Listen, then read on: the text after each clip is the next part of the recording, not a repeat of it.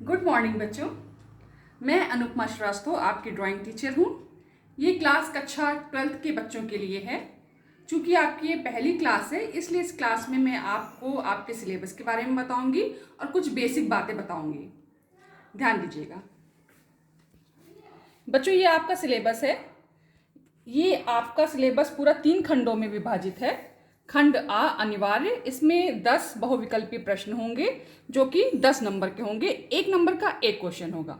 खंड बा, इसमें आपको आलेखन बनाना है।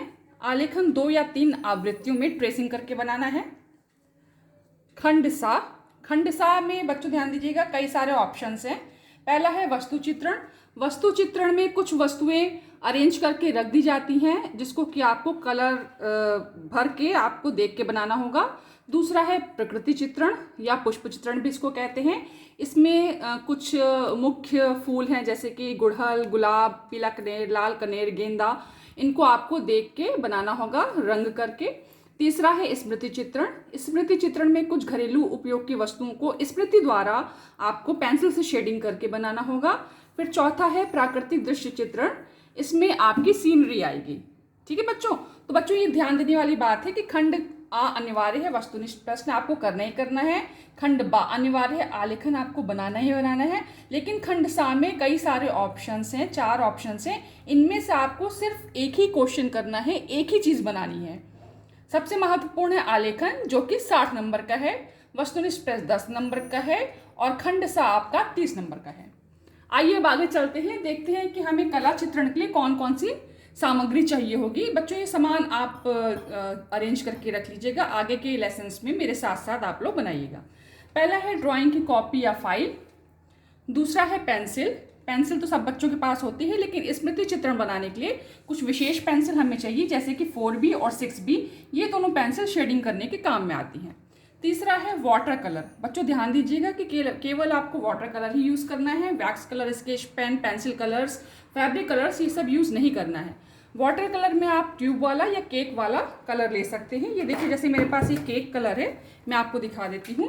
और अच्छी कंपनी का लीजिएगा, जैसे कि कैमल का, ये कैमल का केक कलर है मेरे पास। फिर है ब्रश।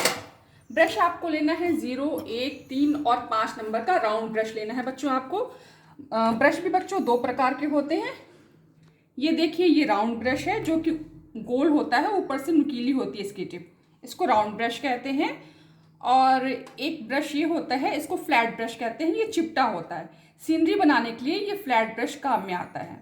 तो जो बच्चे सीनरी बनाना चाहते हैं वो 8 नंबर का फ्लैट ब्रश ले सकते हैं, बाकी बच्चे 0, 1, 3, 5 नंबर का राउंड ब्रश लेंगे।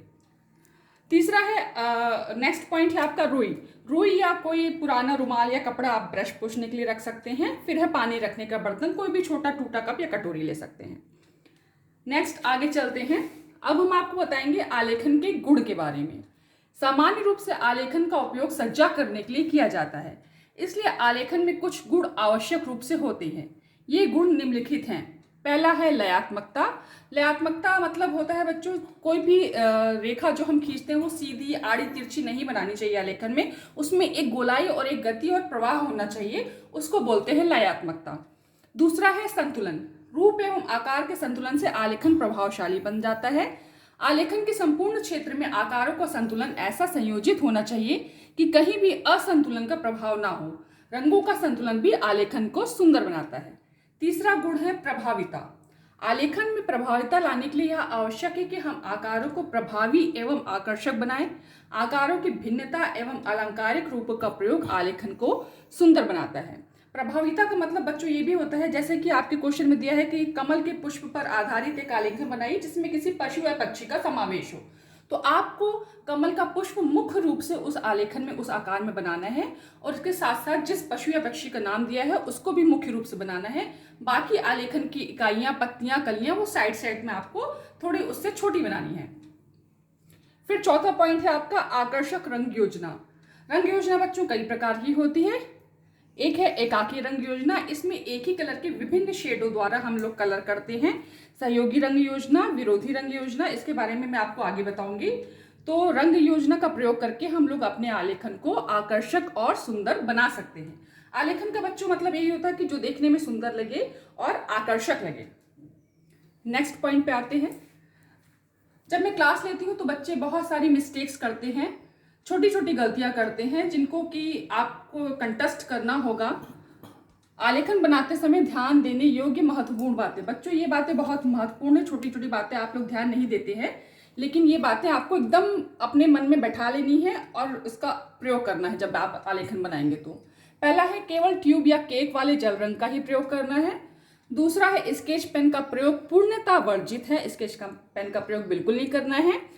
तीसरा है, पेंसिल से आउटलाइन नहीं करनी है। चौथा है, आलेखन में ट्रेसिंग करना अनिवार्य है। पांचवा है, आलेखन बनाने से पहले ड्राइंग शीट पर बॉर्डर बनाना अनिवार्य है। छठवां है, निर्धारित आकार में निर्धारित माप के अनुसार ही आलेखन बनाएं। सातवां है, आलेखन में रेखाएं लयात्मक होनी चाहिए। आठवां है, आलेखन में यथास्थान कोई पशु या पक्षी अवश्य चित्रित करें। तो बच्चों, ये हो गया आज का लेसन।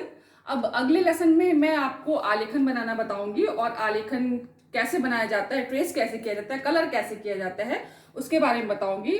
और साथ ही साथ मैं कुछ आलेखन की इकाइयों की इमेज भी आपको भेज दूंगी, आप घर पे प्रैक्टिस करते रहिए।